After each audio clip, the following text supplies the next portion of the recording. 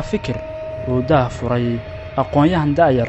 oo ka mid ah dhalinta wax ku soo baratay dalka dibaddiisa. barnaamijkan waxaa asaasay fikirkiisa sanadaha aniga kadib markaan jaamacadda dhiganayay baa waxa sheergareeyay ama nafteeda weydiiyay hadda jaamacadii dhammaysid dalkii maxaa geyn doontaa fikrad nooceeda dadka u geyn doontaa waxbarashadaasi si laga faa'iideysan doonaa waxaa noqon doontaa qof intuu jaamacad dhameeyay shahaadadiisa qaato qof daba tago shaqo weydiista mise waxaa noqon doontaa qof bulshadii uu ka yimi tafac u noqdo wax kusoo kordhiyo intaa markaas weydiiyay waxaa garowsaday inaan asaasa barnaamij la yihahdo ku cel waxaa baratay dhulkaaga hooyo barnaamijkaas oo ugu talagalay in jiil badan lagu soo saaro jiil badan ay ka faa'iideystaan in dhalinta waxbaranayso jaamacadaha dhammaynsana uu noqdo wadda ay maraanin waxaana Garowe laga bilaabay barnaamijkani 10 Oktoobar 2016 looguna talagalay wajigiisa koowaad inay ka faa'iideystaan ardayda jaamacadaha dugsiyada sare iyo macaahidda kala duwan ee ku yaala magaalada Garowe. November 8 waxaan bilaabay inaan qabto tababaradaas oo ku saabsan qaadanaya ardayda jaamacadaha kuna saabsanaa waxa loo yaqaan hogaaminta wanaagsan ama leadership waxa loo yaqaan hogaaminta wanaagsan waxa kale oo ardaydu aan baray xilligaas si loo noqon lahaa qofku inuu noqdo tababare soo noqon lahaa qofku ama trainer of trainers tababarka tababarayaasha waxa kale oo isla xilliga ay qaateen ardaydii ugu horeysay oo dafcadii ugu horeysay waxay qaateen wax la yiraahdo sida loo maamulo mashaariicda ama project management qofku ardayga jaamacadda dhameeyo ama uu jaamacadda dhiganayo wax laga rabaa inuu diyaarin karo mashaariic noocay doonta ahaatee si qaabka raban u diyaarin inta markay qaateen ardaydii baa waxa aniga nafteeda ii soo baxday in tababarada tan iyo wacyigelintan iyo barnaamijkan awado inuu yahay barnaamij mutafac bulshada dhalinyartii barnaamijka qaadanaysan ay u sii dhiirigeliyeen in barnaamijka noocan oo kale ah uu cusub yahay in loo sii wado isla December 3 waxaan bilaabay 3 kooras oo kala ahaa oo ay qaadanayeen ardayda jaamacadaha magaalada Garowe kuwaas oo kala ah cilmi-baarista ardaydu research u sameeyaan waxa kale oo qaadanayeen wax loo yaqaan conflict management ama xalinta khilaafaadka ardaygu inuu xalin karo khilaafaad mid family mid magaalo mid degmo iyo mid gobol baa inuu ardaygu u barto waxa kale oo isla waqtiga qaadanayeen qofku sidoo uga hadli karo fagaaraha ama wax loo yaqaan public speech qofku inuu noqdo dadka bulshada ka hor hadli karo wuxuu sheegi karo inta wuxuu ka dambeeyay barnaamijku wuxuu noqday barnaamij kobcaya dhalinyaro badan oo jaamacadaha dalalka dibaddiisa Uganda iyo Malaysia iyo Ethiopia jaamacadaha wadanka ay ku soo biireen qayb ka mid ah saxaafadda ku biirtay wuxuu noqday barnaamij kobcay oo bulshada dhexgalay 20 December waxaan qabtay wax loo yaqaan barnaamijka ku cel waxa baratay dhulka hooyo maadaama uu yahay laba dafcadood oo hore oo tababarsiiyay ardayda la tababaray qaab noocee oo iyagu u gudbin karaan wax la baray lecture ku saabsan sidii ardayda la tababaray ay ula noqon lahaayeen jaamacadda kula noqon lahaayeen magaalada kula noqon lahaayeen xaafadda kula noqon lahaayeen qaabka u gudbin lahaayeen wixii ay barteen tababarkaasna qaateen ka bacdi waxa ay soo baxday inay jiraan ardayda jaamacadaha marka laga tago meelo badan oo barnaamijkan ku faafi karo waxaan booqanay secondaryyaasha magaalada Garowe ku yaala 4 secondary ee magaalada Garowe waa tagnay aadna lagu soo dhaweeyay waxaan bilownay waxa la yiraahdo tababarka ardayda secondaryyaasha roolkooda ardayda secondary waa arday bulshada aad u muhiim ah marka waxaan bilownay waxa loo yaqaan inaan ardayda secondaryada iyo ruuxooda aan wax ka siino koroseen bixinayno ama adduunka bixinayno waxaan u qorsheynay 3 maado ah inay qaataan maadada koowaad aan qorsheynay waxay ahayd waxa loo yaqaan wadaniyad maanta syllabuskeena kuma jirto waxa loo yaqaan wadaniyad qofka wadaniyad lama barayo dhulkiisa ma yaqaano talentigiisii iyo meesha uu ku faa'iideysan lahaa iyo qaabka dadkii wadanka wuxuu ahaa ma yaqaano laakiin hadda awal sheekaysid Europe iyo America iyo Carabaha uu garanaya ardayga waxa kale oo u bilownay waxa loo yaqaan maareynta waqtiga ardayga maadaama foofor yahay foontri yahay fontu yahay inuu garanayo sida waqtiga loo maareeyo waxa kale oo barnaamij waxa loo yaqaan reading strategy inuu ardayga yaqaano habka ugu fudud ee uu wax u akhrin karo habka ugu wanaagsan ee uu loo akhrin karo waa barnaamij dhammaanba dhalinyarada wadda ay ku wadaan si iskaa wax u qabso ah si bulshada loo baro laguna dhiirigeliyo inay wax qabsan karaan wuxuuna diiradda saarayaa barid tababarid iyo wacyigelin waqtiga la socota barnaamijka la yiraahdo ku celi waxa baratay dhulkaaga hooyo waa barnaamij iskaa wax u qabsaa waxa asaasay dhalinyaro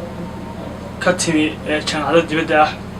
iyo kuwa dalka gudihiisa wax ku barta runtii hawshaas oo dhan waxay ahayd hawl baaxad leh muddo 3 bilood ku dhawaan ku soo dhex jirnay aan wadnay dhalinyarada meelo badan ku booqaranay barnaamijyo badan siinay magaalada kula kulmaynay jaamacadaha kula kulmaynay macaadida kula kulmaynay dugsiyada ka imaanaya kula kulmaynay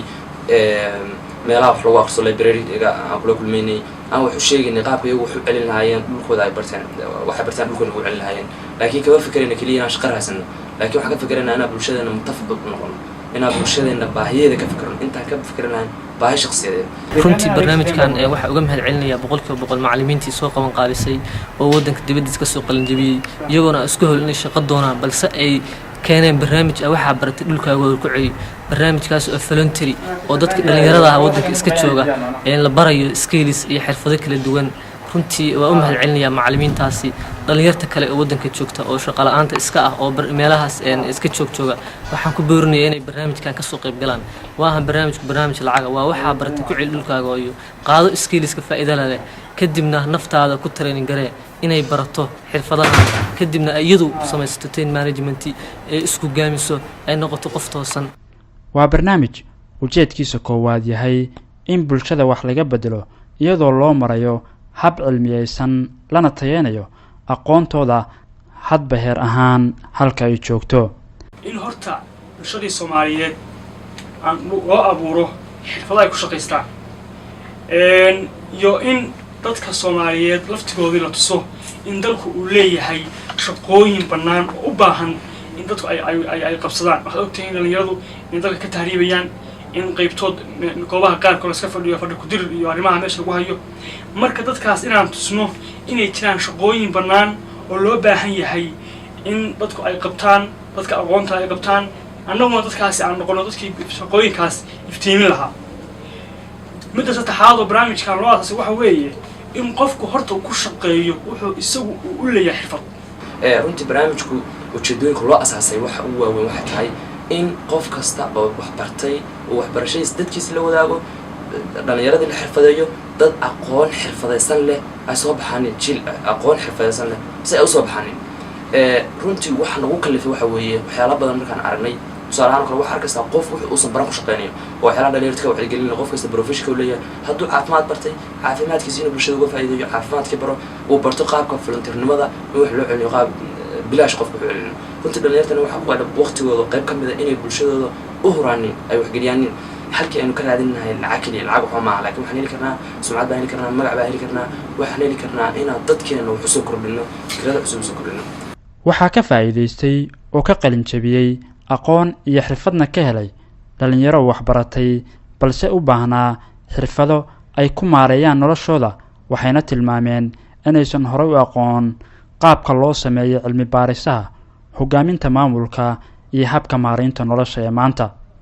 maanta waddanka dhalinyarta ma ahan waxa haysata shaqo la'aan balse waa skills la'aan. dhalinyarta maanta waddanka iska jooga iska soo qalinjibiyey waxa ay maanta iska joogaan waddanku shaqo la'aan kama jiro balse dhalinyartu waxay haysan skills. qofku markuu skills haysto ama xirfadii yaqaano uu shaqaysan karaa. barnaamijkan waa barnaamij xirfad ah oo qofka dhalinyarada markuu dhameeyo uu barto leadership oo bilaabayo inuu hogaamiyo naftiisa kadib markaa naftaada hogaamisid time management u samaysid waxa noqonaysa qof toosan oo tab ah kadib markaas waxa helaysaa naftaada waxa ka helaysaa kalsooni buuxda inaad tahay qof macnaha skills leh xirfad oo naftiisa ku tababaro inaadan dawladda kaliya shaqo aad ka doono balse aad noqotid qof dhulkiisa iyo dadkiisa ku celinaya xirfadu bartay.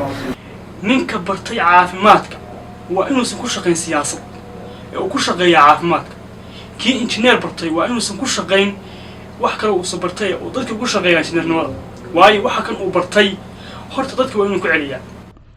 waa fikir loo bedelay ficil ayna soo dhoweeyeen haldoorka bulshada dhiirigelin dhinacyo kala duwan ahna ay siiyeen dhalinyaradii barnaamijkani hal abuurtay. sidaad ugu dhiirateen inaad maaragtay aqoontiina kordhisaan waxaan aad u baahan tihiin bulshada aad uga faa'iidaysaan oo dib uga celisaan. waddankan idinkaa la raba inaad wax ka bedeshaan kuwa la rabo mustaqbalkiisa iyo dadkan maaragtay hadda hogaamiye inay bedelaan wax ku soo kordhiyaan waa idinka. marka aad baan uga faraxsanahay. runtii dadku barnaamijka waxay u arkaan inuu yahay barnaamij horumarineed inuu yahay barnaamij wanaagsan dadkuna runtii si weyn bay u soo dhaweeyeen. ma soo koobi karno runtii sida wanaagsan dadku ay barnaamijka u soo dhaweeyeen oo naga madcelinaa runtii dadka xitaa mararka qaarkood markaan waddooyinka marayno ama meelaha qaarkood aan tagno dadku waxay noogu yeeraan dhalinyarada ama hebelow ama qofka waxaan dhahanin wariyaa barnaamijka wax barto dhulkaaga hooyo يعني تاس واحد كورسها يعني قيمها برامج كلها حتى أنت ما قاعد يجي إن الوكيل برامج معك الوكيل. runtii bulshadii waxa iga soo baxay inay doonayaan in bulshada in wax loo bilaabo feedbacka arkayay oo wixii ugu soo noqonaya waxay ahaayeen inay ku wada faraxsan yihiin inay doonayaan inay aniga siinayaan nin dhiirigelin ay leeyihiin waxa kasii wad barnaamijku waa barnaamij loo baahan yahay qayb ka nahay waa taageeranaa waa wax loo baahan yahay maanta in dhalinyartu qabsato runtii tababarada barnaamijku bixinayo kale mararka qaar dadku waxay ku leeyihiin tababaradan oo kale weligan maana arag dhalinyarastan oo kale barnaamij tababarkan u bixinaysa marka laga reebo hay'ado iyo dad gaar oo mashruuciyo program ay ku qaadaan runtii barnaamijkan markay macallimiintu keeneen dadku ma aysan fahansaneen waxay u qabeen barnaamij mashruuciyo iska ah ama macnaha sida waxyaalo kale iska ah lase markii dadkii ay la baray oo dad badan ay barteen oo ay qalanjabiyeen oo ay ka soo muuqdeen shaashadaha sida aadka uga mahadcelinay sida Somali National oo kale oo dadkii la socdeen xaaladaha macnaha barnaamijkan dadku way fahmeen runtii barnaamijkan barnaamij faa'iido badan barnaamijkan ku celi waxaad baratay dhulkaaga hooyo wuxuu hiigsanayaa bulsho aqoon xirfadaysan salka ku haysa iyo dhalinta Soomaaliyeed oo ka baxda marxaladaha adag ee ay maanta wajahaan yeeshaanna xirfado ay nolosha kula tacaalaan dhulkaaga hooyo wuxuu leeyahay mustaqbal wanaagsan buu hiigsanaya oo ah horta in dhalinyarada Soomaaliyeed maadaama dadka barnaamijkooda ay yihiin dhalinyaro aan garanayno baahida dhalinyarada aan garanayno xaaladda dhalinyarada aan garanayno caqabadaha dhalinyarada haysta marka kuwaad horta dhalinyaradii inaan u samayno ama aan ka shaqeyno si dhalinyaradaas ay uga bixi lahaayeen marxaladda adag ku shaqeeyaan isla markaasina loo abuuro xirfado ay arrimahaas kaga baxaan barnaamijkan uu hiigsanayo in la arko aqoonyahanada dalka oo si voluntary ugu wada shaqeynaya fil kasta kala duwan qof kasta uu qabanayo maalinta qof kasta private uu saga shaqeynaya laakiin ma eegayo baahida bulshada laakiin mustaqbalka waxaan rajaynaynaa in waxaas oo dhan aan ka gudubno aan xalino midda kale waxa weeye in dadkii Soomaaliyeed ay ka kaaftoomaan inay gacmo shay ka sugaan oo iyagii dhexdoodii ay isku tashtaan isla markaasina iyaga dhexdoodii ay wax haystaan oo gacmaha is qabsadaan meeshii oran lahaa hay heblo waxaan ka rabnaa ama cid heblo waxaan ka rabnaa waxaan rajaynaynaa talaabo inaan maan qaadno waxaan rajaynaynaa meesha ugu sareysa inaanu gaarno kama niyad jabino caqabaday yarka naga hor imaanaya kama niyad jabino dadka nagu dhahayo waxyaalahaas kale laakiin almost dhammaan bulshadana gabi ahaan waxay ka sameeyeen si fikir ahaan uga sameeyeen garad iyo waayelba inay barnaamij loo baahnaa si wanaagsanna u socdo waqti loogu talagalay yimin barnaamijkan waxa weeye inuu gaaro meelaha ka baxsan laamiga inuu gaaro magaalooyinka waaweyn ee Puntland barnaamijku waa barnaamij saaxiib aad iyo aad aan u rajeynayno mustaqbalka inuu miro dhalo aan gaarsiino dadkeena baadiyaha ku nool xirfadaha laan inaan xirfado u sameeyno xirfado ay ku shaqeeyaan inaan u sameeyno aqoon inaan u sameeyno inay iyagu wax qabsan karaan inay iyagu wax bartaan inay fikirkooda ay maali karaan inaysan cidna wax ka sugin in la helo dhalinyaro isku duuban oo fahansan qiimaha uu dalkooda u leeyahay يعني قيمة ذلك اللي يحوي وإنيهين اللي يرو الدينيين إنيهين اللي يرو وبسل إني ذلك هذا كشقيان هم هرمر كيسة إني ذلك هذا كشقيان ولا كيسة سلوا جارو هرمر يبروا قوارته وحرجينا شيل البضن وبرامج كنا البحر عدى واحد ده بعد اللي هذا كل وحبرت له هوايو وأرض اللي تبري معلمتي تبرك غير بعدتي لما dadka qayb galay waxa la isku yiraahdaa baada ku xir waxa bartay waxa hooyo si isku mid ah waxay u sameeyeen in cid kasta wax aqoon ay leedahay wax xirfado ay leedahay wax awood ay leedahay dalkooda dib u celiso meelo lagu wanaagsan